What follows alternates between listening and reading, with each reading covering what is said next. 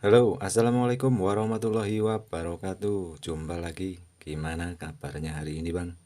Semoga kita semua dalam keadaan sehat walafiat. Baiklah, dalam kesempatan kali ini saya akan membagikan sebuah video bagaimana cara melakukan perbaikan pada handphone Vivo Y53. Handphone Y53 ini datang ke sini dalam keadaan mati total. Kata si pemilik handphone tidak bisa dinyalakan, dan juga ketika dilakukan pengecasan sama sekali tidak ada tampilan pada layar handphonenya ya. Oke, baiklah Bang, langsung saja kita akan coba lakukan pengetesan ya. Kita akan coba nyalakan untuk handphonenya. Kita tekan tombol power. Apakah handphone ini benar-benar tidak bisa mau menyala?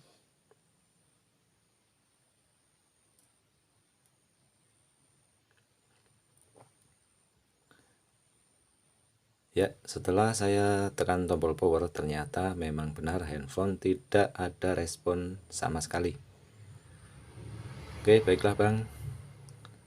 Untuk langkah selanjutnya kita akan coba lakukan pengisian daya ya, atau kita lakukan pengecasan pada handphone ini. Kita akan colokkan untuk kabel charger ya, ini menggunakan micro USB. Kita coba colokkan ya, ternyata tidak ada respon apa-apa ya. Dan pada smart USB nya sendiri, justru ketika kabel USB dicolokkan ke handphone,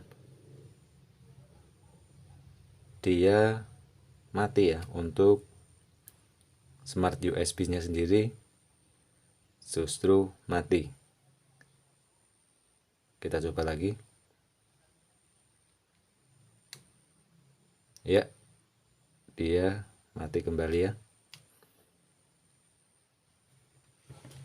Saya rasa ini ada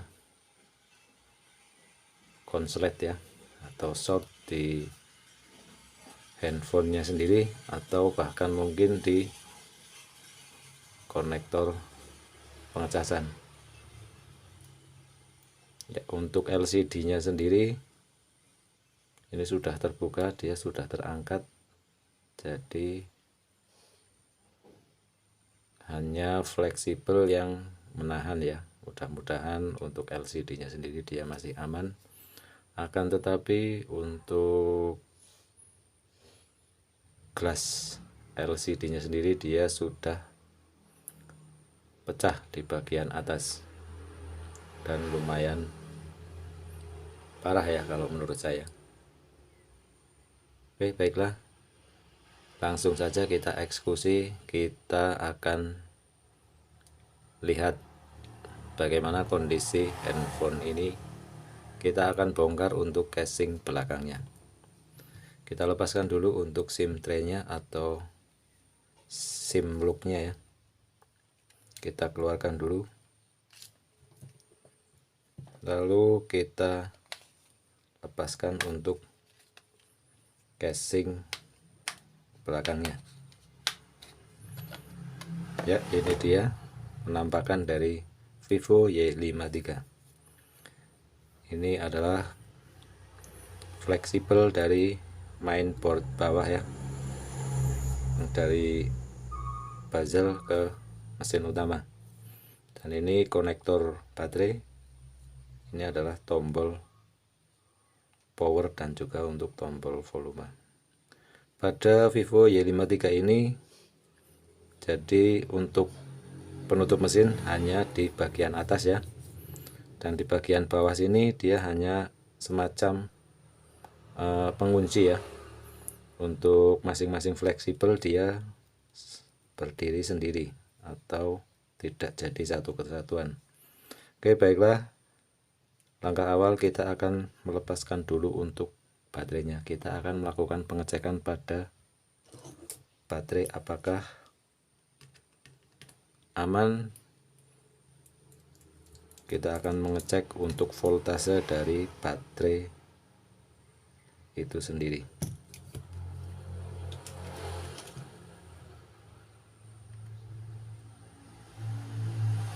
Ya, sepertinya handphone sudah pernah dilakukan perbaikan ya.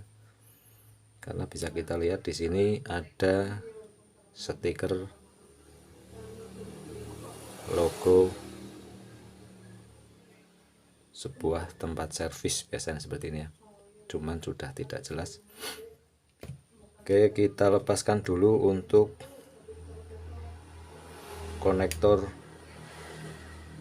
baterai. Kita akan coba ukur menggunakan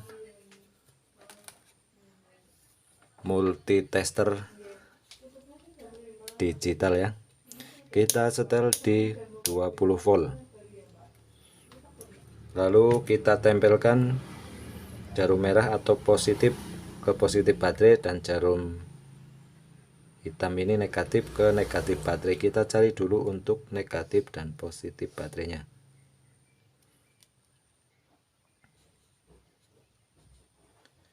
Ya, di sini agak kurang jelas ya.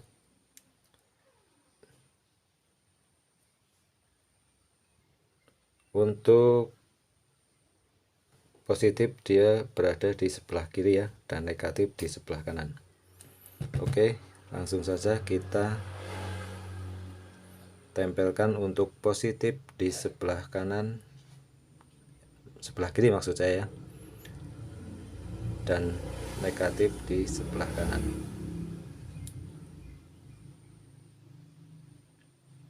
Ya, terbaca 3,13 volt. Ini artinya untuk voltase dari baterai ini ternyata memang sudah kurang ya. Karena di sini tertulis untuk voltasenya dia 3,85 volt. Kita akan lepas dulu untuk baterainya. Kita akan lakukan suntik tegangan atau kita akan kejutkan untuk baterainya itu sendiri ya. Untuk melepaskan baterai kita harus melepaskan fleksibel mainboard bawah ini ya, karena posisi mainboard fleksibel dari mainboard ini dia di atas baterai, jadi kita harus lepaskan dulu untuk konektornya.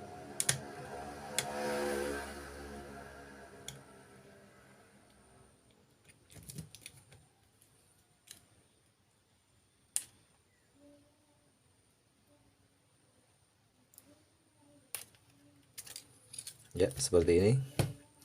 Lalu kita lepaskan 4 baut yang mengunci baterai ya. Jadi baut ini 4 harus kita lepaskan, baru kita bisa mengangkat untuk baterainya. Oke, baik, langsung saja kita lepaskan.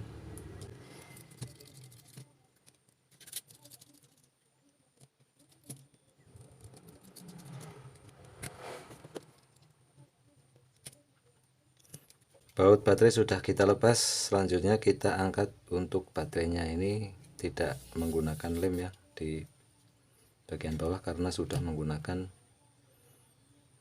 pengunci baut. Oke, kita singkirkan dulu untuk multimeter digitalnya. Selanjutnya kita akan gunakan alat seperti ini untuk menyuntik tegangan pada baterai. Kita cari konektor yang sama atau yang pas ya.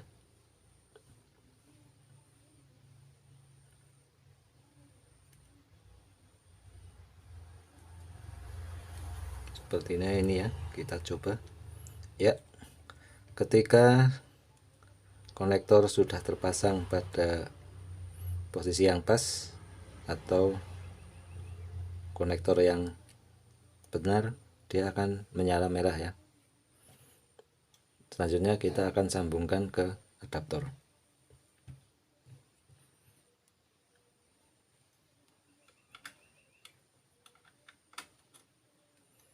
Ya, ketika proses ini berlangsung, dia akan berubah warna menjadi biru, artinya dia sedang melakukan pengecasan. Oke, untuk memastikan kita akan cek dulu untuk mesinnya apakah terjadi short atau tidak ya. Untuk di area mesinnya kita gunakan multi tester analog.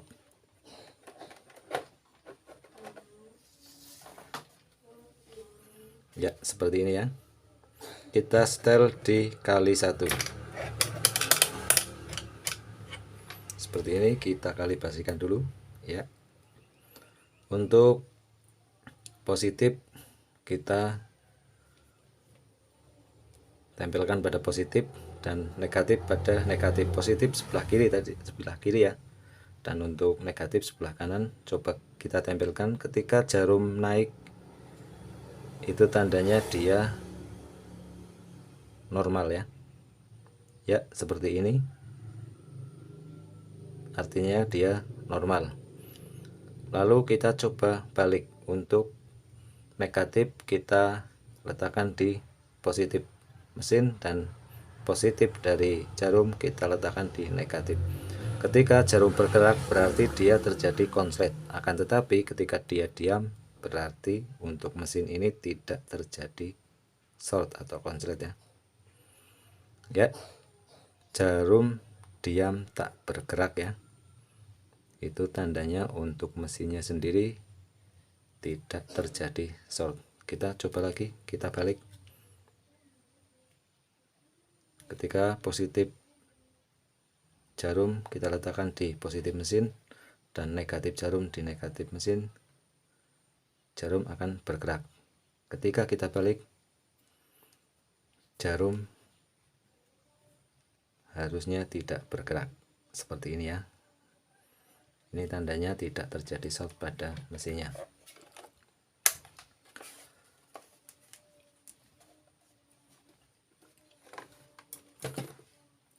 Lalu kita akan cari tahu apa permasalahan pada handphone ini ketika dia dilakukan pengecasan atau dicolokkan dengan kabel USB. Dia tidak terbaca ya. Justru malah di smart USB nya sendiri dia mati. Kita akan cari tahu. Kita cek di bagian konektor ya, ternyata memang benar ya bang. Untuk konektor chargernya sendiri sepertinya dia sudah rusak. Bisa dilihat secara fisik. Iya, ternyata untuk plastiknya sendiri dia sudah pecah dan ada beberapa pin yang memang terhubung dengan pin yang lain. Jadi kemungkinan bisa jadi ini hanya rusak di konektor ya.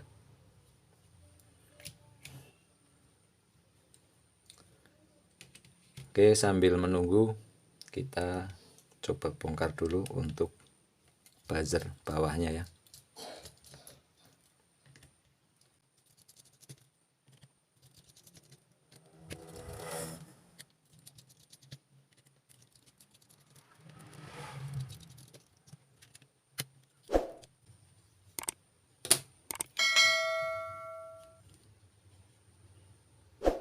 Ya, memang untuk konektornya sendiri dia rusak ya. Kita akan coba bongkar, kita akan lepaskan. Ini adalah fleksibel atau konektor dari fleksibel LCD ya. untuk tampilan. Kalau untuk touchscreen-nya dia berada di atas. Oke, kita coba lepaskan untuk fleksibel konektor baterainya ya.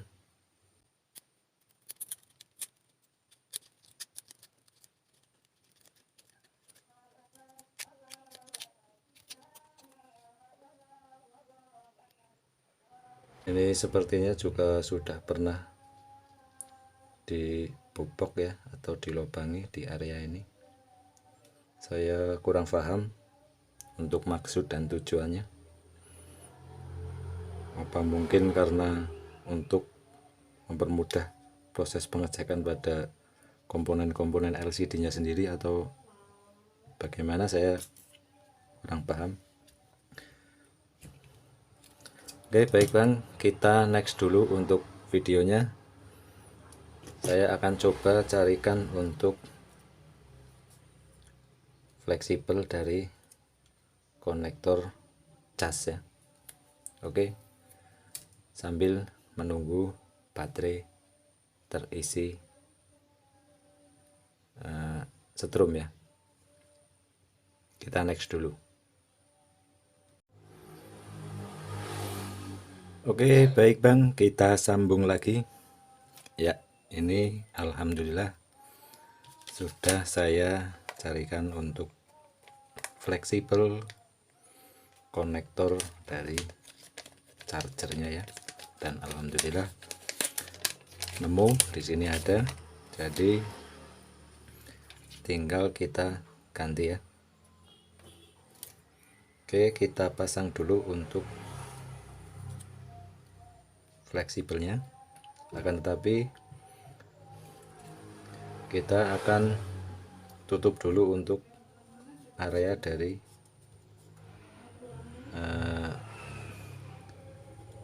komponen dari LCD ini ya, karena ini tidak ada plastiknya, tidak ada tutup ataupun pelindungnya ya, yang ditakutkan dia menyentuh bodi atau ground sehingga menimbulkan short ya.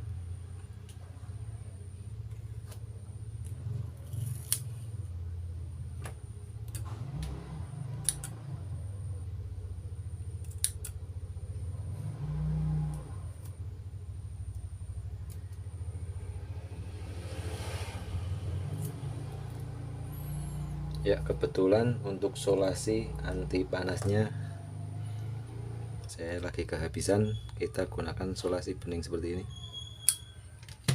Intinya supaya tidak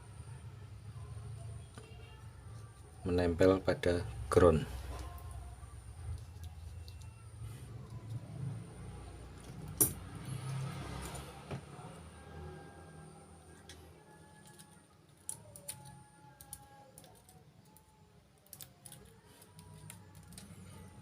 Kita akan tempelkan double tip di bagian area bawah sini ya.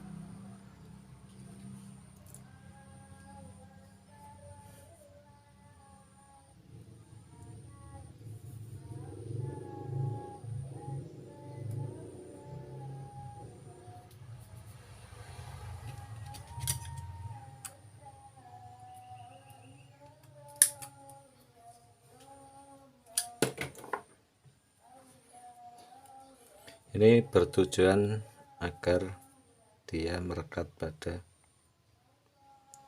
frame dari LCD-nya ya.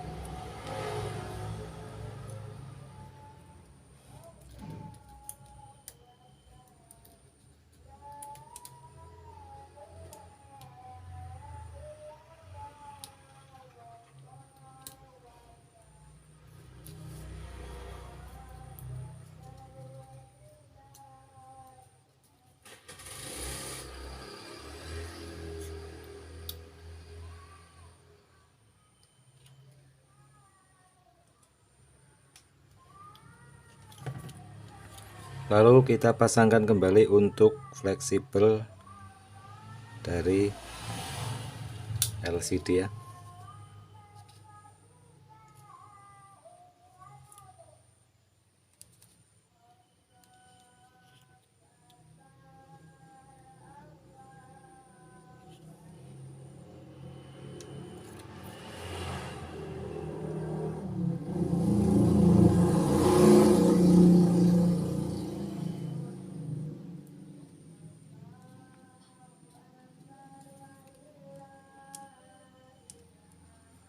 Ya, saya rasa sudah kuat. Lalu kita lepaskan baterainya, kita coba pasangkan kembali, mudah-mudahan sudah terisi untuk strumnya ya. Kita akan coba pasangkan, lalu kita pasang kembali untuk fleksibel dari konektor cas atau ini mainboard bawah ya. Kita pasangkan kembali untuk buzzernya. Jangan lupa kita pasang antenanya ya, yang tadi terlepas.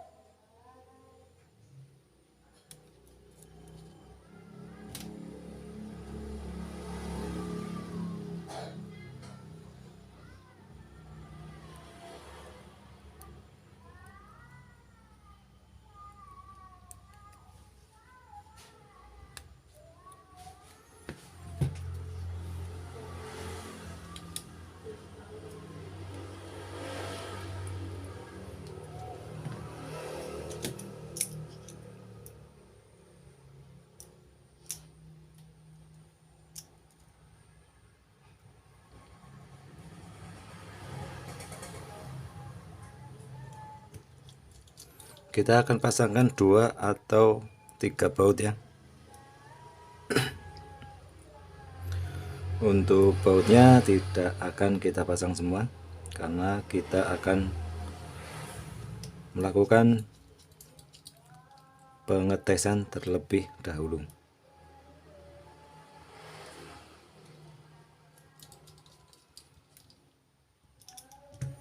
Ya, sudah terpasang. Selanjutnya kita akan coba nyalakan handphonenya ya. Bismillahirrahmanirrahim. Ya, alhamdulillah bisa muncul logo Vivo, kamera dan musik Android. Ini proses booting, apakah dia mampu tampil ke menu? Kita tunggu saja ya. Ini biasanya akan memakan waktu yang lumayan lama, sekitar 1 menitan. Kita coba tunggu sampai ke tampilan menu.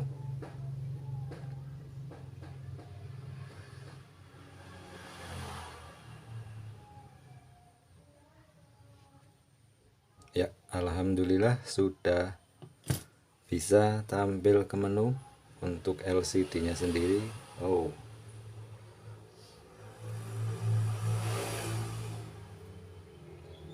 ya,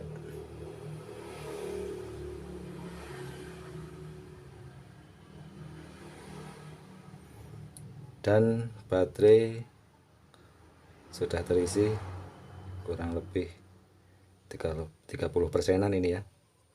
Selanjutnya kita akan coba lakukan pengecasan, apakah sudah bisa kita lakukan untuk pengisian dayanya ya. Oke, saya matikan dulu. Saya akan baut dulu untuk baterainya 1 atau 2 baut ya, untuk menahan supaya tidak jatuh.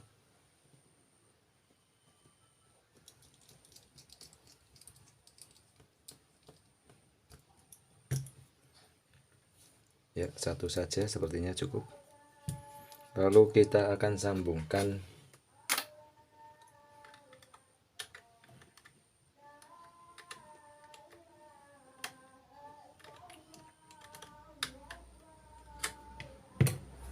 kabel USB. Kita akan coba lakukan pengisian daya, apakah dia sudah mau, dan pada smart USB nya sendiri dia tidak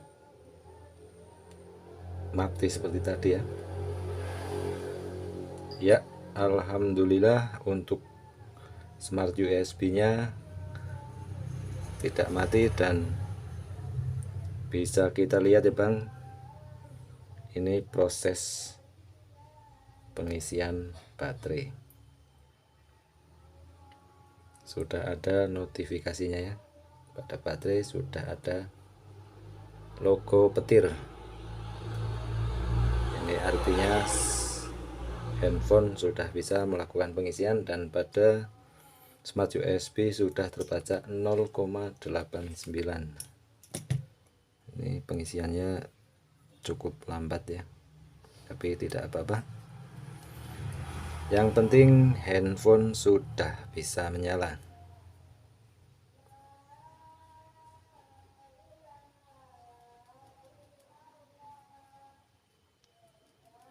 Ternyata untuk layar sentuhnya sendiri dia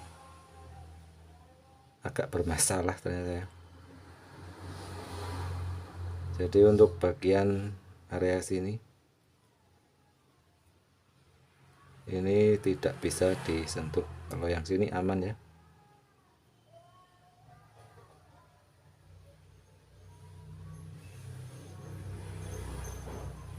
Jadi ada beberapa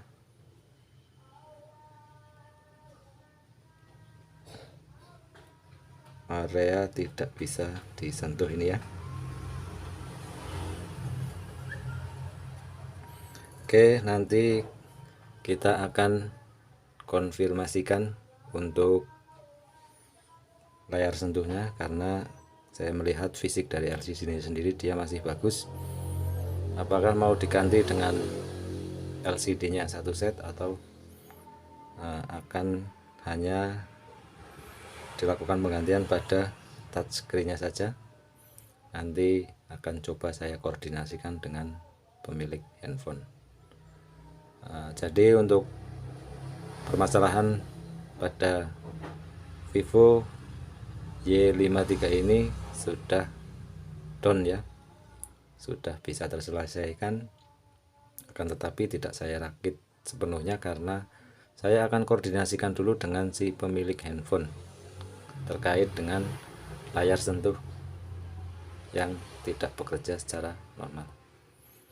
Ya, baik Bang, mungkin cukup sekian video yang dapat saya bagikan. Semoga saja bermanfaat untuk teman-teman semua, khususnya teknisi pemula seperti saya ya. Ini sudah terdengar suara takbir saling bersahutan. Ini tandanya sudah masuk Idul Fitri ya. Saya atas nama keluarga Tekarbon mengucapkan selamat Hari Raya Idul Fitri 1444 Hijriah. Minal faidin wal faidin, mohon maaf lahir dan batin. Saya akhiri. Assalamualaikum warahmatullahi wabarakatuh. Mantap, kita goyang jempol dulu. Sampai jumpa di video selanjutnya. Terima kasih. SSUKS, salam sehat untuk kita semua. Tetap semangat dan tetap jaga kesehatan.